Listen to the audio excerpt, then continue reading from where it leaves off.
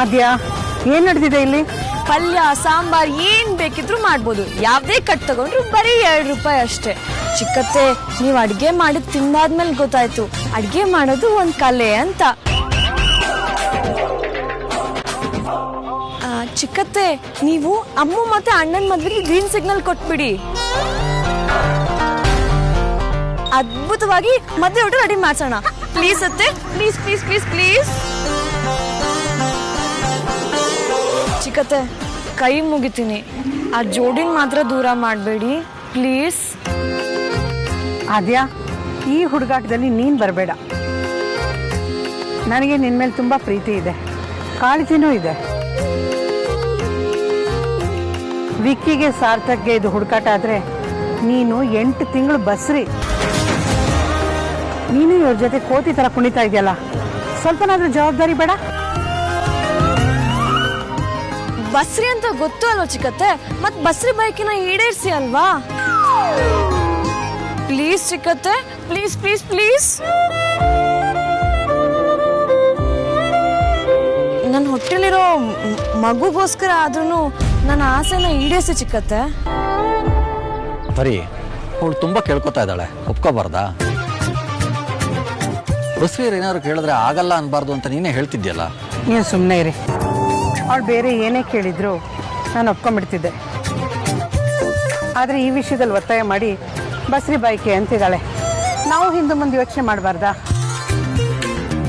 ಆದ್ಯಾ ಪುಟ, ನೋಡು ತುಂಬ ಬಿಸಿಲಿದೆ, ಇಲ್ಲಿ ನಿಂತ್ಕೋಬೇಡ, ಮನೆಗೆ ಹೊರಟೋಗು, ನನ್ನ ಒತ್ತಾಯ ಮಾಡಬೇಡ. ಬಾರಿ ಅಂತ ನನಗೆ ಚೆನ್ನಾಗಿ ಗೊತ್ತು. ಚಿಕ್ಕತ್ತೆ,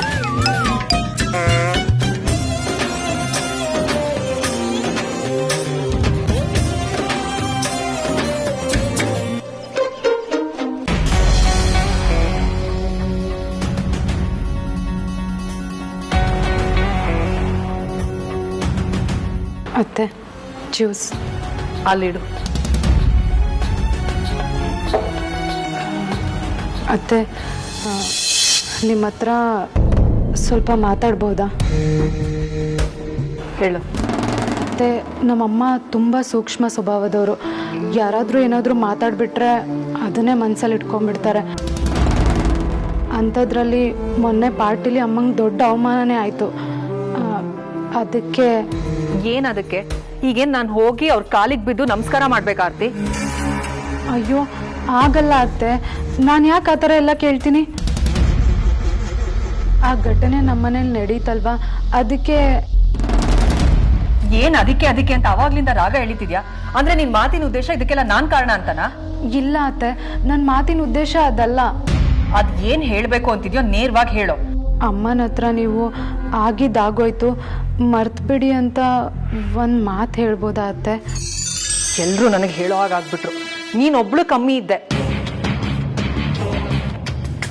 ಈ ಮನೇಲಿ ನಾನ್ ಯಾರು, ನನ್ನ ಸ್ಥಾನ ಏನು ಅಂತ ತಿಳ್ಕೊಂಡ್ ಮಾತಾಡು. ಸೊಸೆ ಸೊಸೆ ತರ ಇದ್ರೆ ಒಳ್ಳೇದು. ನಿನಗೂ ಅತ್ತೆ ಆಗೋ ಕಾಲ ಬರುತ್ತೆ, ಅವಾಗ ನೀನ್ ಅತ್ತೆ ಆಗುವಂತೆ. ಆದ್ರೆ ಇವಾಗ ನೀನ್ ನನಗ್ ಅತ್ತೆ ಆಗಕ್ ಬರ್ಬೇಡ.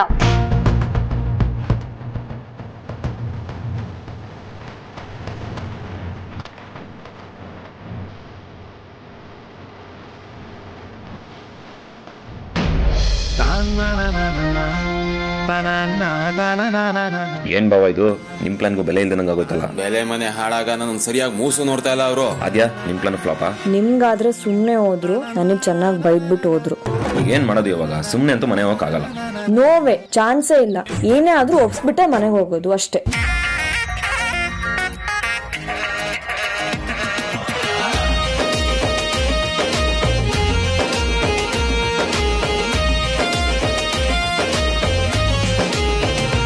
ಯೋಚನೆ ಮಾಡ್ಬೇಡ ಅಣ್ಣ, ಅಮ್ಮನೇ ನೀನ್ ಹೆಂಡತಿ ಆಗೋದು.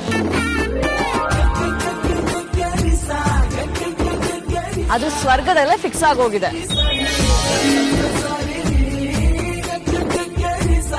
ಇಲ್ಲಿ ಚೌಟ್ರಿ ಮತ್ತೆ ಡೇಟ್ ಅಷ್ಟೇ ಬುಕ್ ಆಗ್ಬೇಕಾಗಿರೋದು.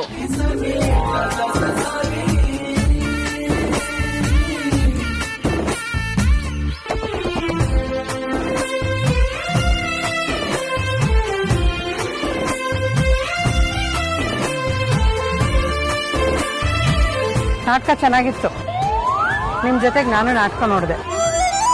ಆದರೆ ನಾಟಕ ಮುಗಿದ್ಮೇಲೂ ಅಲ್ಲಿ ನಿಂತಿದ್ರೆ ಅವ್ರಿಗೇನು ದುಡ್ಡಿನವರು, ಏನು ವ್ಯತ್ಯಾಸ ಆಗಲ್ಲ, ಚೆನ್ನಾಗೇ ಇರ್ತಾರೆ. ಆದರೆ ನಮಗೆ ಹಾಗಲ್ಲ. ಮೆಸ್ಗೆ ಹೋಗಿ ಅಡುಗೆ ಮಾಡಬೇಕು. ಒಂದು ವಾರ ಆಗ್ರಾಕ್ಕೆ ಹೋದಾಗ ಮೆಸ್ನ ಬಾಗಿಲು ಹಾಕಿದ್ವಿ, ಈಗ ಓಪನ್ ಮಾಡಬೇಕು.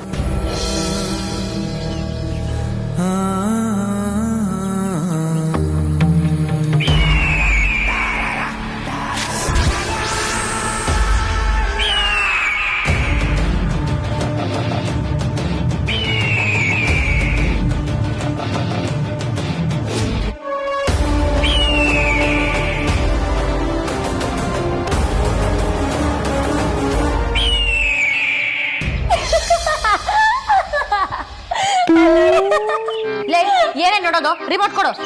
ನೋಡಲಿ ಚೆನ್ನಾಗಿದೆ. ತೆಗೆದ್ ಬಿಟ್ಟ ಅಂದ್ರೆ ಜಾಸ್ತಿ ಡೌನ್ ಮಾಡಬೇಡ. ರಿಮೋಟ್ ಕೊಡು ಅಂದ್ರೆ ಕೊಡ್ಬೇಕಷ್ಟೇ. ನಾನ್ ಕೊಡಲ್ಲ ಕಣೆ, 1000 ಸಲ ಹೇಳಿದೀನಿ. ಆಗಲ್ಲ ಅಷ್ಟೇ. ದಿನ ಕಳ್ದಾಗೆ ನೀನ್ ಚಿಕ್ಕೋಳಲ್ಲ, ಸ್ವಲ್ಪ ಮೆಚೂರಿಟಿ ಇರೋ ತರ ನಡ್ಕೋ. ಒಳ್ಳೆ ಚೈಲ್ಡಿಶ್ ತರ ಆಡ್ಬೇಡ. ನೀನು ನಿನ್ ಮೂಗಿನ ಏನಕ್ಕೆ ಯೋಚನೆ ಮಾಡ್ತಿದ್ಯಾ? ನಾನ್ ಚೈಲ್ಡಿಶ್ ಅದೇ, ತಾವ್ ಸೆಲ್ಫಿಶಾ? ನೋಡು ಬೇಡ, ನಂಗೆ ತುಂಬಾ ರೇಗಿಸ್ತಾ ಇದ್ಯಾ. ಅಂಜು ರಿಮೋಟ್ ಕೊಡು. ನಂಗೆ ಗೊತ್ತಿಲ್ಲ ಕಣೆ, ಇವತ್ತು ಏನಾದ್ರೂ ಆಗ್ಲಿ, ಏನಾಗುತ್ತೆ ಅಂತ ನೋಡಬೇಡ. ಹೌದಾ?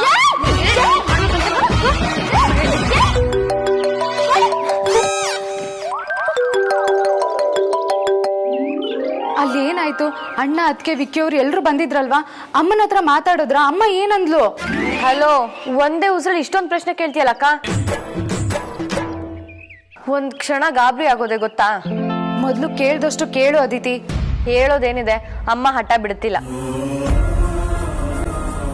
ಯಾರ ಮಾತಿಗೂ ಬಗ್ಲಿಲ್ಲ, ಹಠ ಹಿಡ್ದು ಸಾಧಿಸ್ತಾ ಇದ್ದಾಳೆ. ವೇದನ್ ಬಾಬಾ ರಾತ್ರಿ ಎಲ್ಲ ಮನೆ ಆಚೆನೆ ಕೂತಿದ್ರು. ಅಷ್ಟಾದ್ರೂ ಅಮ್ಮನ ಮನ್ಸು ಕರಗ್ಲೇ ಇಲ್ಲ ಗೊತ್ತಾ? ನನಗೆ ಕಣ್ಣಲ್ಲಿ ನೀರ್ ಬಂದ್ಬಿಡ್ತು. ಆದ್ರೆ ನಮ್ ಸೆಂಟಿಮೆಂಟ್ ಪರಿ ಈ ವಿಷಯದಲ್ಲಿ ಸ್ವಲ್ಪನೂ ಎಮೋಷನಲ್ ಆಗ್ತಿಲ್ಲ.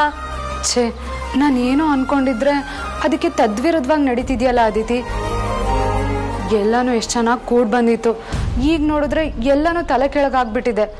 ಹೌದು ಅಕ್ಕ, ನನ್ಗೂ ಅದೇ ಬೇಜಾರು. ಬರೀ ಬೇಜಾರ್ ಮಾಡ್ಕೊಂಡ್ರೆ ಏನು ಲಾಭ ಇಲ್ಲ ಅದಿತಿ. ನಾವೆಲ್ಲ ಸೇರಿ ಏನಾದ್ರೂ ಮಾಡ್ಬೇಕು. ನನಗೂ ಹಾಗೆ ಅನ್ಸುತ್ತೆ. ಆದ್ರೆ ಏನ್ ಮಾಡ್ಬೇಕು, ಏನ್ ಮಾಡ್ಬಹುದು ಅಂತ ಹೊಳಿಯೋದೇ ಇಲ್ಲ. ಹೊಳಿಯೋವರೆಗೂ ಬಿಡ್ಬೇಡ. ಏನಾದ್ರೂ ಐಡಿಯಾ ಮಾಡ್ಲೇಬೇಕು, ಅಮ್ಮನ ಒಪ್ಪಿಸ್ಲೇಬೇಕು. ನಾನು ಯೋಚನೆ ಮಾಡ್ತೀನಿ, ನೀನು ಯೋಚನೆ ಮಾಡು ಅದಿತಿ. ಸರಿ ಅಕ್ಕ, ನಾನು ಅಂಜು ಸೇರಿ ಯೋಚನೆ ಮಾಡ್ತೀವಿ. ಸರಿ. ಅಲ್ಲ ಕಣೆ ಅಕ್ಕ, ಇಷ್ಟೊಂದ್ ಜಗಳ ಆಡಿನೂ ಈಗ ನನ್ ಪಾರ್ಟಿಗೆ ಸೇರ್ಕೊಂಡ್ಬಿಟ್ಟೆ. ಅದಕ್ಕೆ ಕಣ ನೀನ್ ಚೈಲ್ಡ್ ಅನ್ನೋದು. ನಮ್ ವಿಷಯ ಏನೇ ಇರ್ಲಿ, ಮನೆ ವಿಷಯ ಮನೆಯವ್ರ ವಿಷಯ ಅಂತ ಬಂದಾಗ 2 ಪಾರ್ಟಿ ಅಲ್ಲ, ನಾವೆಲ್ಲ ಒಂದೇ.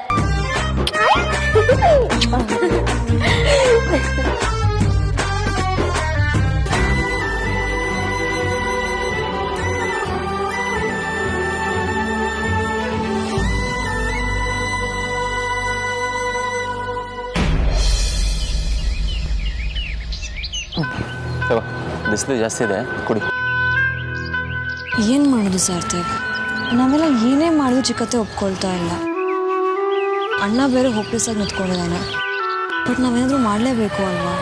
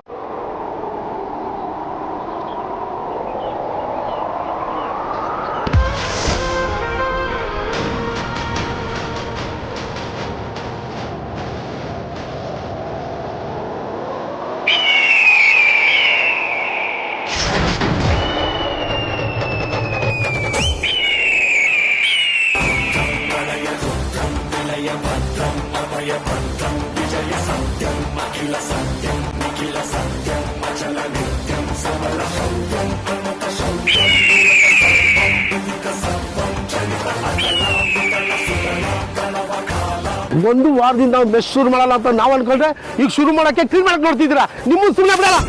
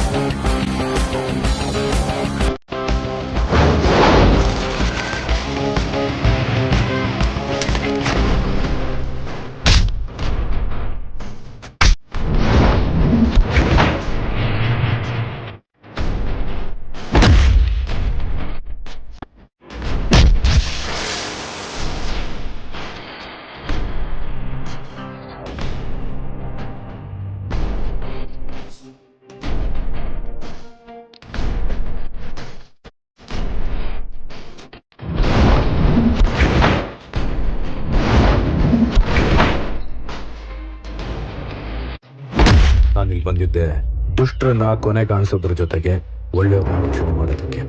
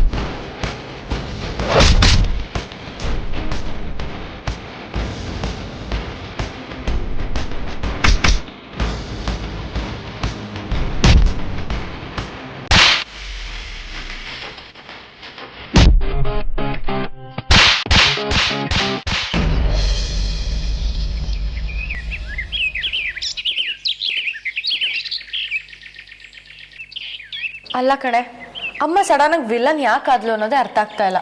ಅಮ್ಮ ಬರ್ತ್ಡೇ ಪಾರ್ಟಿಗೆ ಹೋಗಿ ಬಂದ್ಮೇಲೆ ಬದಲಾಗ್ಬಿಟ್ಟಿದ್ದಾಳೆ ಕಣೆ.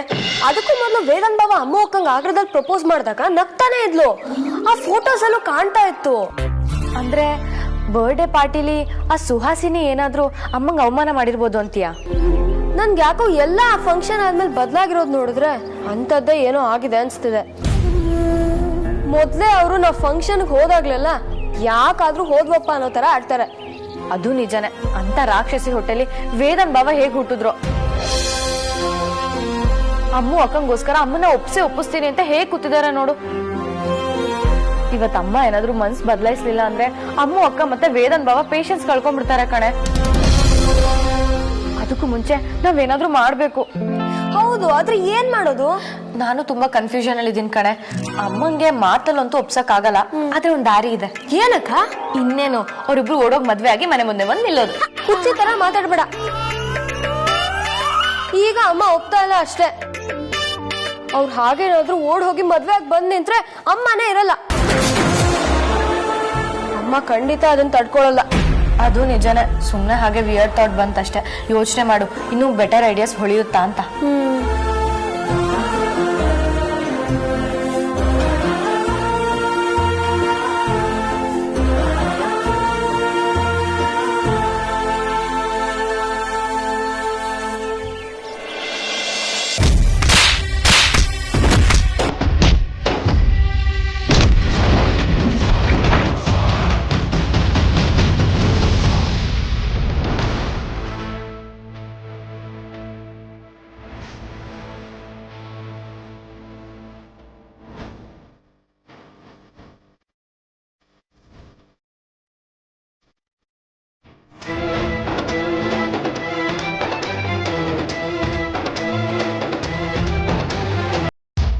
ನಿಮ್ಗೇನು ಆಗಿಲ್ಲ ತಾನೆ? ಇವ್ರಲ್ಲ ನಮ್ಗೇನು ಮಾಡ್ಕೊಳ್ಳೋದಕ್ಕೂ ಆಗೋದಿಲ್ಲ. ಏನೋ ಒಂದು ಕಷ್ಟನೇ ಇಲ್ಲ. ನೀವು ನನಗೆ ಅಮೂಲ್ಯನ ಕೊಡೋದಕ್ಕೆ ಒಪ್ಕೊಂಡ್ರೆ ಈ ಥರ 1000 ಸಮಸ್ಯೆಗಳು ಬಂದರೂ 1 ಸೆಕೆಂಡಲ್ಲಿ ಸಾಲ್ವ್ ಮಾಡ್ತೀನಿ. ನಿಮ್ಮ ಕೋಪನ ಬದಿಕಿಟ್ಟು ದಯವಿಟ್ಟು ನನ್ನ ಅಮೂಲ್ಯ ಪ್ರೀತಿನ ಒಪ್ಕೊಳ್ಳಿ ಅಮ್ಮ. ಚಿಕ್ಕತ್ತೆ, ಅವ್ರು ತುಂಬಾ ಇಷ್ಟಪಡ್ತಾ ಇದ್ದಾರೆ. ಏನೇ ಸಮಸ್ಯೆ ಬಂದ್ರು ಒಟ್ಟಿಗೆ ನಿಂತೇ ಇಟ್ಕೊಳ್ತಾರೆ. ಅಣ್ಣಂಗೆ ಅಮ್ಮು ಅಂತ ಹುಡುಗಿ ಸಿಗಲ್ಲ, ಅಮ್ಮುಗೆ ಅಣ್ಣನ್ ತರ ಹುಡುಗ ಸಿಗಲ್ಲ. ದಯವಿಟ್ಟು ಒಪ್ಕೊಳ್ಳಿ ಚಿಕ್ಕತ್ತೆ. ನೀವೆಲ್ಲ ಸೇರ್ಕೊಂಡು ನನ್ನ ಮನಸ್ಸನ್ನ ಬದಲಾಯಿಸ್ತೀನಿ ಅಂತ ಅನ್ಕೊಂಡಿದ್ರೆ ಅದನ್ನ ಇಲ್ಲೇ ಬಿಟ್ಬಿಡಿ.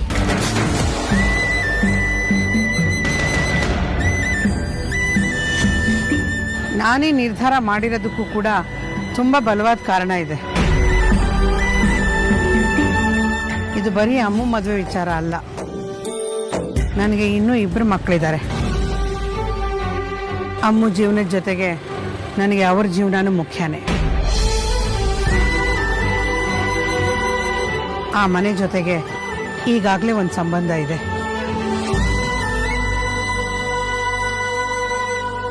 ಅದನ್ನ ಚೆನ್ನಾಗಿಟ್ಕೊಳ್ಳೋಣ. ಇದೊಂದು ವಿಚಾರದಲ್ಲಿ ನನ್ನನ್ನು ಬಲವಂತ ಪಡಿಸ್ಬೇಡಿ. ನಾನು ಇದಕ್ಕೆ ಒಪ್ಕೊಳ್ಳಲ್ಲ.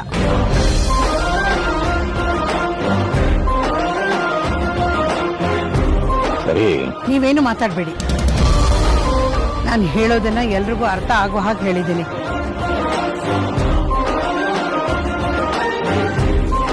ಅವ್ರುಗಳು ನನ್ನ ಜಾಗದಲ್ಲಿ ನಿಂತ್ಕೊಂಡು ಯೋಚನೆ ಮಾಡಿದ್ರೆ ಅವ್ರಿಗೂ ಅರ್ಥ ಆಗುತ್ತೆ. ಬಾರೆ ಅಮ್ಮ, ಇನ್ ಒಂದ್ಸತಿ ಬಾರೆ ಅಂದ್ರೆ ಡಿಪ್ರೆಷನ್ಗೆ ಹೋಗ್ಬಿಡ್ತೀನಿ ಅಷ್ಟೇ. ಪರವಾಗಿಲ್ಲ, ಬಾರೆ ಬಾರೆ.